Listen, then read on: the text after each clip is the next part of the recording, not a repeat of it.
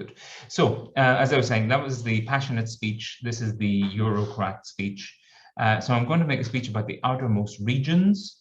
This is a speech that I originally did in consecutive. It's a fairly dense consecutive, but I'm going to try to kind of make it a little bit longer and a little bit maybe more redundant.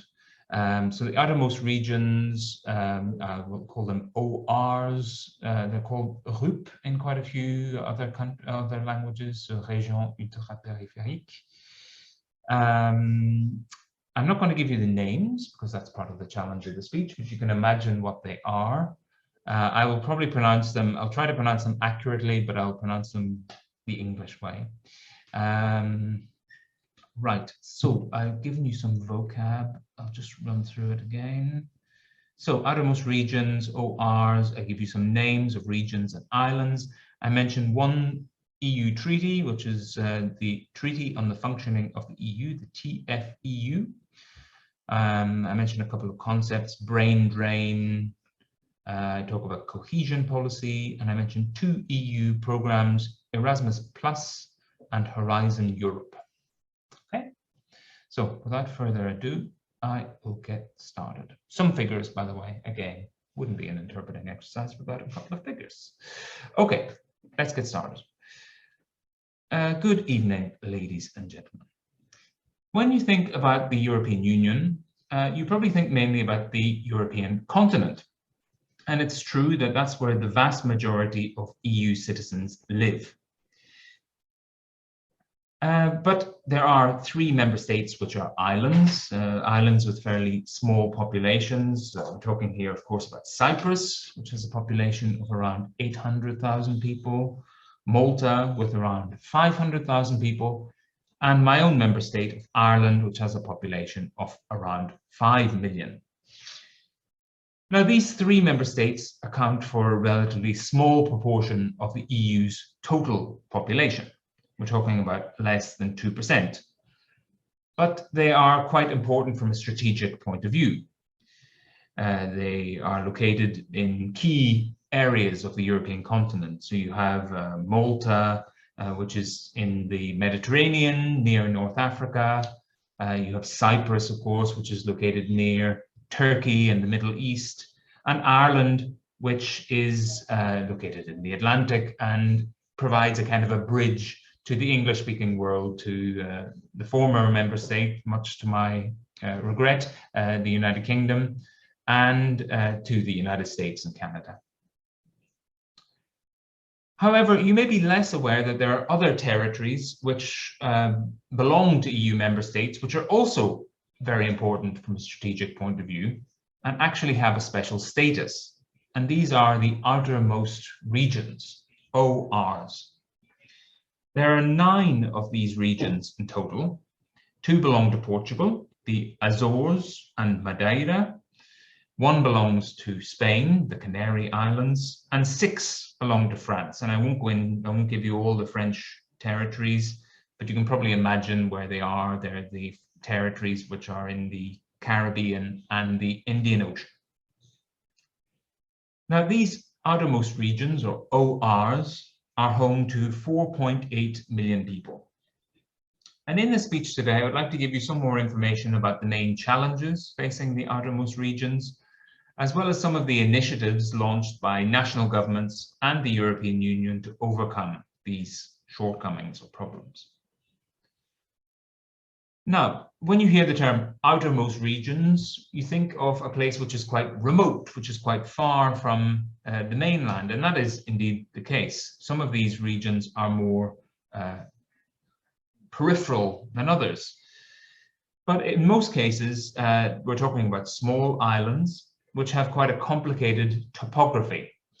So we're talking about small mountainous islands. In the case of the Canary Islands, we're talking actually about volcanic islands.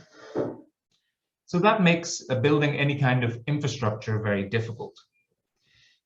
It means that if you want to have, for example, public transport linking one part of the island to another, sometimes you have to build a tunnel through a mountain or build very complicated coastal roads.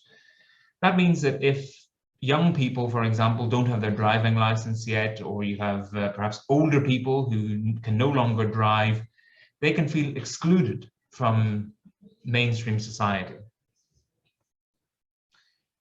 And this also has an impact on employment.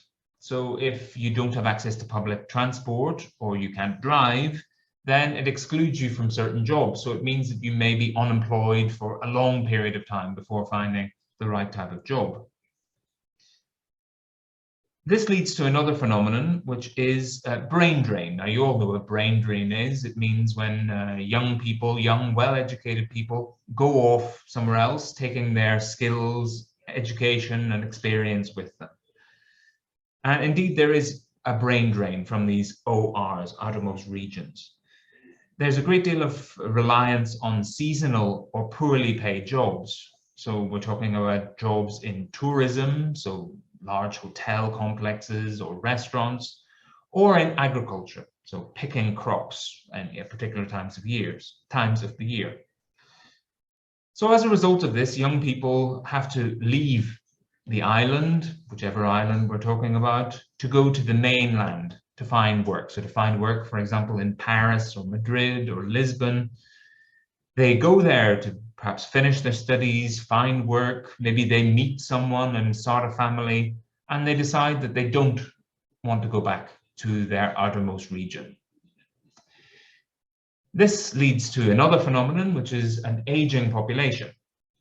And as you know, when we talk about aging populations, we're also talking about another phenomenon, which is that there are higher social costs associated with an older population.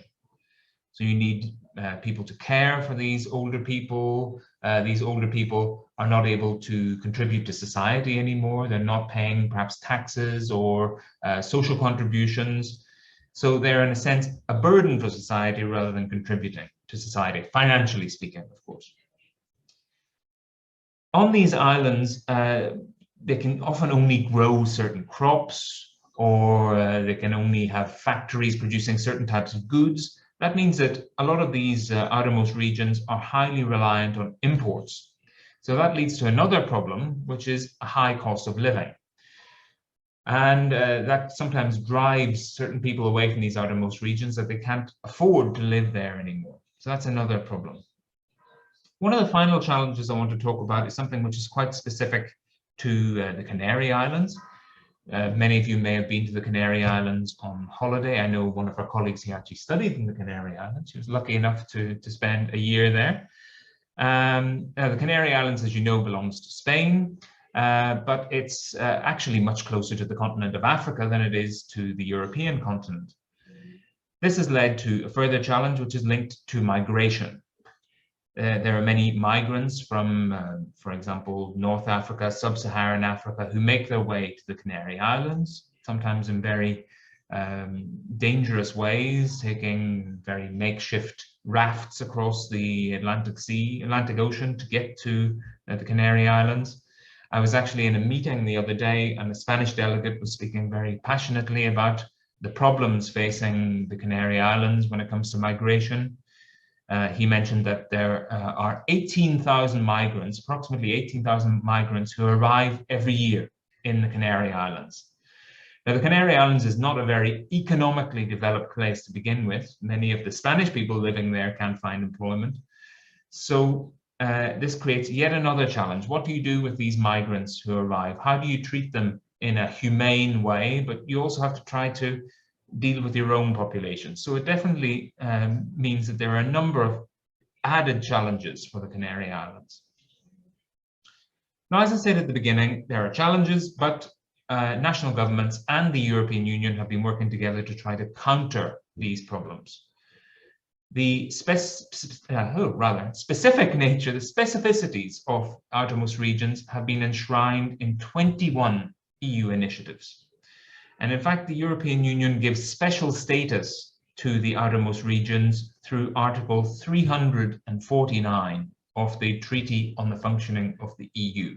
So one of the main treaties of the European Union. Now, the EU has been dealing with outermost regions through a number of its policy areas. One particular focal point has been cohesion policy. So it's been investing heavily in infrastructure. Here we're talking about transport infrastructure, so building roads, ports, airports, but also digital infrastructure, so ensuring broadband internet. That means that people can connect better with relatives who are perhaps living on the mainland in a different part of the country, or it means that people can perhaps work remotely. So those young people who left vowing never to return can actually go back to their home region and work remotely. So that's a way of curing or countering brain drain. Another policy area which is particularly important is maritime and fisheries policy. The EU has devoted 315 million euros to support fisheries in outermost regions. And the focus here has in particular been on sustainable fishing, so to avoid overfishing. Agriculture and biodiversity has also been another focal area for the European Union. In fact, it's devoted 627 million euros to supporting rural development and biodiversity in outermost regions. I mentioned skills and education and employment earlier on, and indeed the European Union has also been trying to bolster education and research in the outermost regions. You'll all be familiar with Erasmus. Many of you will probably have done Erasmus. And in fact, Erasmus is now called Erasmus Plus. So it's not just about university exchanges, it's also about supporting vocational education. And this has been a particular passion project for the European Union in the outermost regions. There's another interesting project which you might have heard of, which is called Horizon Europe, and it funds international research projects. The outermost regions are actually of great interest for Horizon Europe because they're often in very unique locations. So as I said, the Canary Islands are volcanic. La Réunion, which is one of the French outermost regions, also a volcanic island. You have places like the Azores and Madeira, which are home to a great deal of biodiversity, to many plants, which are completely unique to that area.